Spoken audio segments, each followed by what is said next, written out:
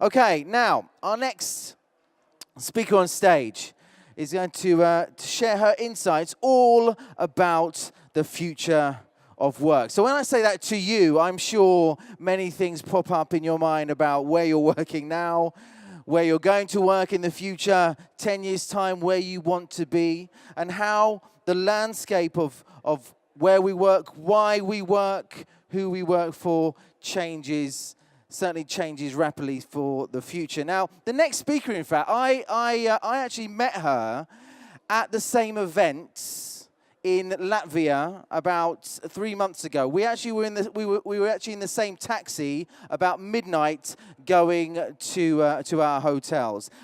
We had a good chat. She told me all about what she does, and I asked her for her business card. She actually didn't have any more business cards in her pocket, but what she gave me was this luggage tag, this blue little luggage tag. Now, since I met her, I've actually popped this on my luggage, on my little luggage. Every 10 days I'm on a plane, literally, and it goes with me everywhere I go. So I see this pretty much all the time. So I'm delighted to meet her once again here at another event in Europe. Ladies and gentlemen, please put your hands together for the CEO and founder of Jobbatical, Ms. Karoli Hindriks. Yes, I'm very glad the luggage tag has gone a long way. And when we are talking about the future of work, I think we have to understand the past. And I will start with a fun fact of the past. I'm actually on stage second time in Hanover during my life. And the first time in Hanover on the stage was the first time I was ever on any stage. It was year 2000. It was Expo 2000, and I was in the finals of European Student Company competition. The world was very different back then. I'm coming from a small country in Northern Europe called Estonia. We came with this tiny bus, and this picture was taken actually 10 minutes before the stage presence. And then, since we didn't win, we went back to our tiny bus, rolled toward Tallinn, and I was crying the whole way because winning was the most important thing back then. But when we look at the history a little bit more, then when we talk about the future of work in Europe, let's talk about where Europe comes from. And again, it's good to kind of refer to my personal experience. And I was born behind the wall. My childhood was spent largely behind a wall, and because my country was occupied by the Soviet Union. And what does it mean to live behind a wall? It meant being away from knowledge, being not allowed to dream, being away from anything from the rest of the world. And this picture actually, some of you may recognize Michael Jackson. That was my first time when I identified that there are people of other colors, other cultures, different than the blue-eyed blonde people I have been seeing around my neighborhood. And the story is actually funny because my grandmother managed, despite of that thick wall, the thickest wall probably in Europe, European history, she managed to fall in love in a Swedish sailor and escape to Sweden. And when she was finally KGB allowed her to visit Estonia, she, as all crannies all over the world, she smuggled in important things from the outside world. Like, for example, Heinz ketchup and Michael Jackson's Thriller. So that was when I discovered the world is not what I see in my neighborhood. And with this transition from my childhood, I also saw what happens when the isolation, when the wall comes down, so to say. What happens when you're suddenly living in a society where you're allowed to dream, where you're allowed to travel? And I got a dream myself. When I was a teenager again, it was actually 5 days after the Hanover presentation, I managed to fulfill my dream to go and study in America. And it was approximately half a year when I had been living in the United States when I started to realize the impact this experience had on my personal life. Then suddenly you see the things that used to be black or blue might be white. There are much more colors and much more understandings, again, than back at home in my neighborhood. But just to remind you what was happening in the world in 2001, then it seems like not so long time ago, but that was the time when mixtapes were not museum exhibits yet. It was also the time when there was a recipe for success, when corporate was not a bad word, when people designed their lives based on a recipe which included right education, right location, and then the right company. And your future was clear. The clouds were gone and sun was shining. But just recently, it was very funny, one CEO who had been running a media company for over 15 years, he told me, 10 years ago when I was interviewing candidates, and I was telling them, so right now you're starting from here, and in 5 years you may be here, and you saw the enlightenment, the inspiration, the blush, and the person was excited about the future. Today, when I tell the candidates about 5 years, you might be still working in our company, they will look at the door and try to get out from there very fast. So why do candidates look at the door today? And I think one of the things again, when looking at the journey towards the future of work, we have to think what has happened. And one of the big things that has happened is the fact that the recipe of success failed. In the financial crisis, suddenly you had millions of people who had followed the exact dotted line to success. The thing that we had learned will guarantee us good life. It appeared to be a myth. So it meant that the myth about the job security was busted. And no wonder if you look at today, last summer Accenture made a study on the university graduates in the United States.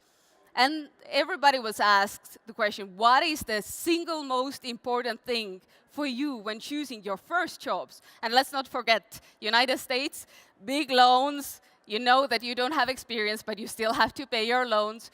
The single most answered reason or choice, what people said that they will make their choice based on that is that the job that they will take, the first job they will take, has to make a difference.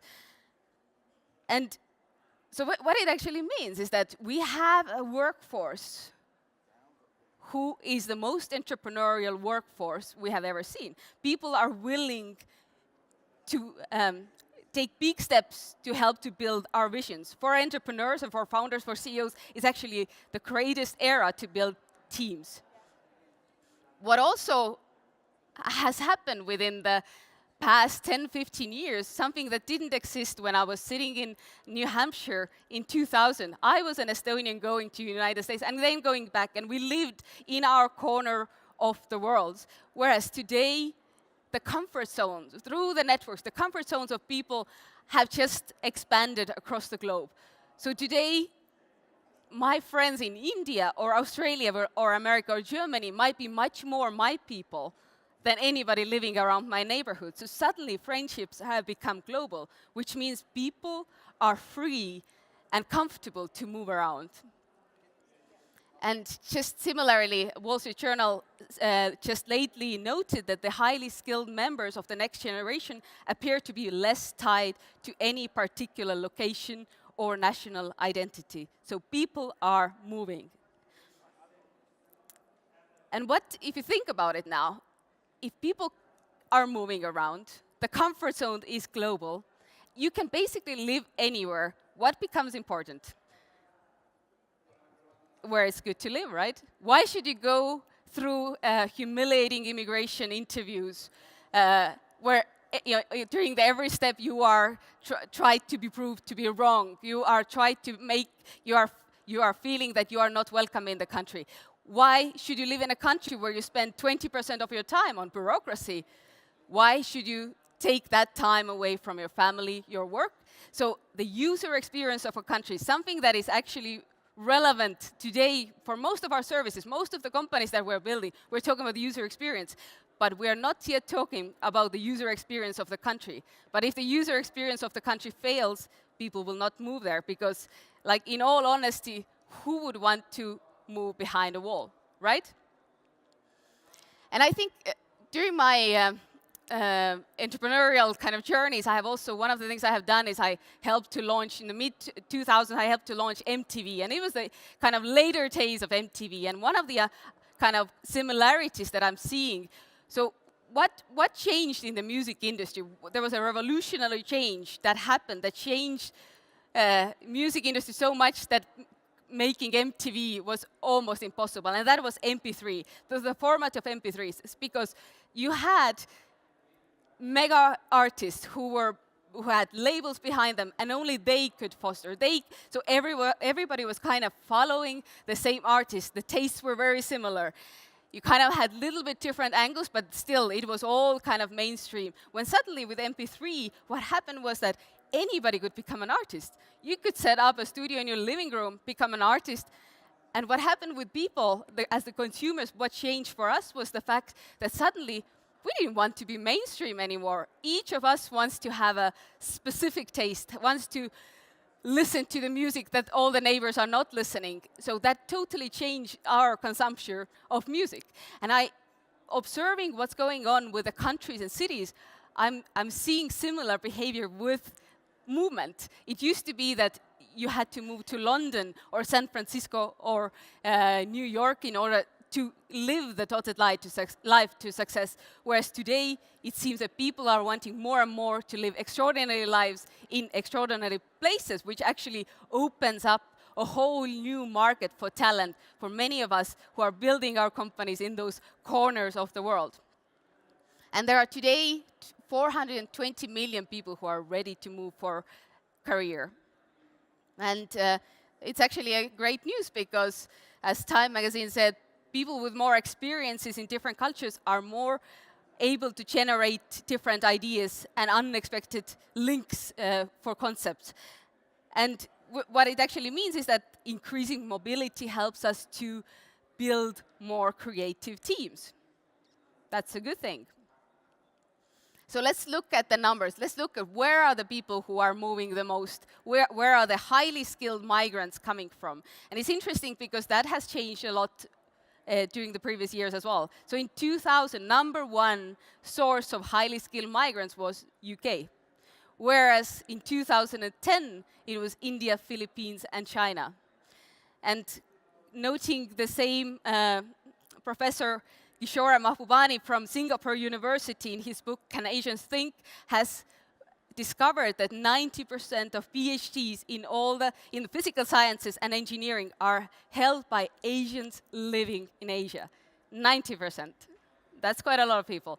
But again, for Europe, it's actually a good news because we have gaps to fill. The European Commission has forecasted that by 2020, there will be 900,000 people, lack of 900,000 people from the ICT sector. So all seems kind of good, but now looking at the reality, I think one of the big things about European workforce and the future of European work will be dependent on a very simple thing, the comfort zone of a founder, the comfort zone of the hiring teams. Because one of the things, working with the companies across 44 countries today, one of the things I keep asking myself and the companies that we work with, are we hiring the best people for our companies, or are we hiring the ones that are most comfortable hiring, are most similar to us, most familiar to work with? And if I would have got a penny where every time somebody tells me that we are only hiring culture fit, I would be a millionaire.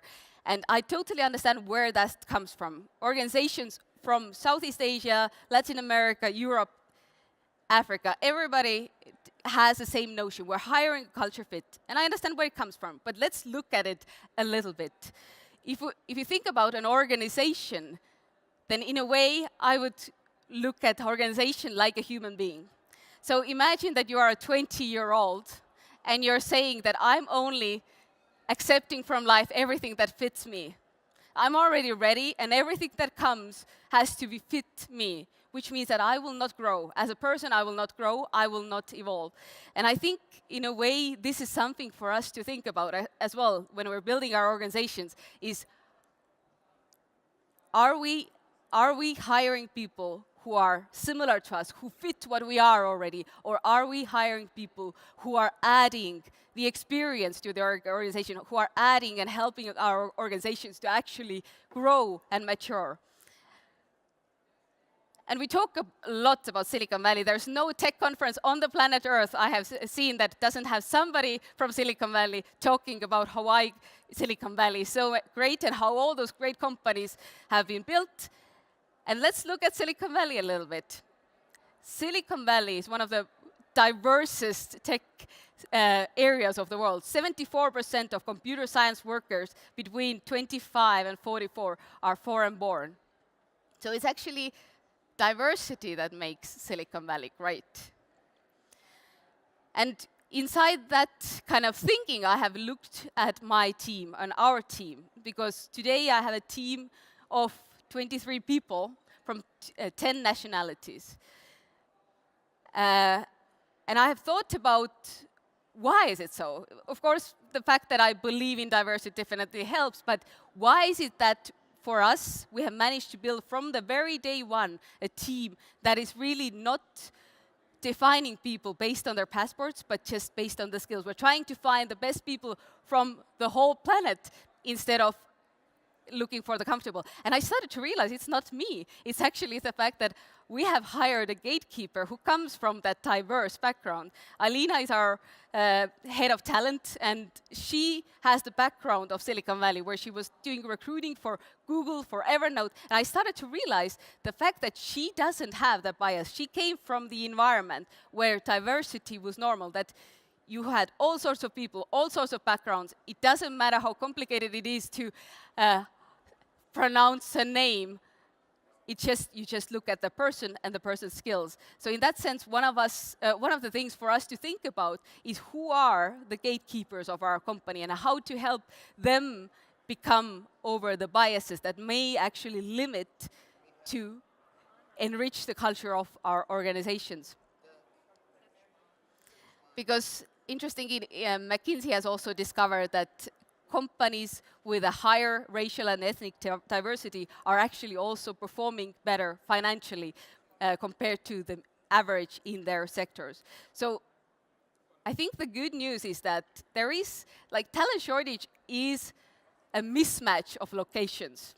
There are people, they are just in different places. There are organizations who need them, and they are also different places. The good news is that traveling and mobility has not been as flexible as it is today. So, and when looking at the diversity again, then there was actually an interesting fact that over half of the unicorns from the United States are founded by immigrants. So again, let's encourage that in Europe as well. As the talent team is moving, then one of my favorite things when I heard working with an international talent community in Sabbatical was when a marketer who had moved from Minnesota to Estonia. 10 years ago, believe me, if I would have asked anybody from my school to move to Estonia, they would have never done it. But so there's a story. Björn moved from Minnesota to Estonia, and what he told his team after working with them for a year was that 10% of people wake up excited about their jobs. I had to move from Minnesota to Estonia to become one of the 10%. And I think this is something that I really want to encourage in Europe is keeping an open mind, and I think we will be able to fill the gaps with the current talent mobility that is encouraging to build great companies also from Europe. So thank you very much, and I'm ready for questions. Anybody wants to ask a question? No, you're almost like in Northern Europe. It's always the funny thing when you go between, next week I will be in Japan, and then I will be in Malaysia, and then I will be in Singapore, and constantly traveling. You see all those different audiences, and one of the things that is, I think, kind of cute is the way we behave. And I think in Northern Europe, we have a lot of kind of Germanic order and kind of behavior perfection, and we are also very bad at asking questions. So if there's anybody who wants to ask questions, then feel free to do it. Otherwise, I will leave the stage. Thank you very much.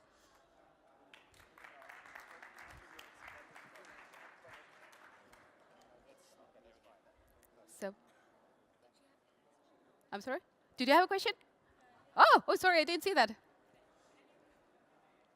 Can you please just tell us a bit more about your project and what you're actually doing? Because the lecture was really interesting, but I'm excited to know what you have. Yeah, so I founded Chubatical 2 years ago, and Chubatical is a platform where we collect globally minded companies who are lacking certain skills locally, and we collect them to a community. So we have a community, monthly 120,000 people of tech and marketing and business development skills, and who are looking to relocate. So basically, all the people who join Chubatical would like to work in another country, and we connect them to the companies who are unable to find certain skills locally. And that's when we see all those trends, like there are people moving from Brazil to Italy or Brazil to Germany, or so really looking at the trajectories of people today.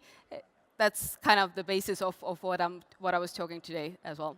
So we currently work across 44 countries, mainly in Europe and Southeast Asia, but also with some companies in Colombia, for example, in Latin America, Costa Rica, all the exciting places where you can combine.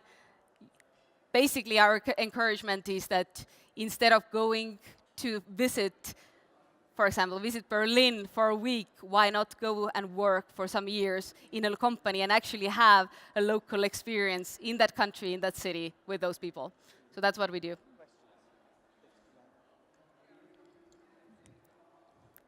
Oh, thank you. Hi, thanks for a great talk. I'm a professor of computer information science at an American college. And my question to you is, as the skills transfer from one part of the world to the other, are there any certain minimum qualifications academically that your organization looks for? I think it's a good question, because I think it is getting more and more flurry about the academic requirements and versus the actual hands-on experience. So what we are seeing across all those countries that we work, it is mainly what the employers are looking for is the hands-on experience. Are you a Java developer, or are you a digital marketer? We want to see, or companies want to see what has been your working experience. And I think it's a bit challenging, because you have to get your first working experience in order to qualify for a job. And then, but this is, I think, what we are seeing. It's becoming less and less important what your actual educational background is, whereas what is your actually hands-on working experience. Did that answer your question? Anybody else? Any other questions for Karoli before she leaves us this afternoon? Okay, with that, we say thank you so much, Karoli Hindriks from Chubatical.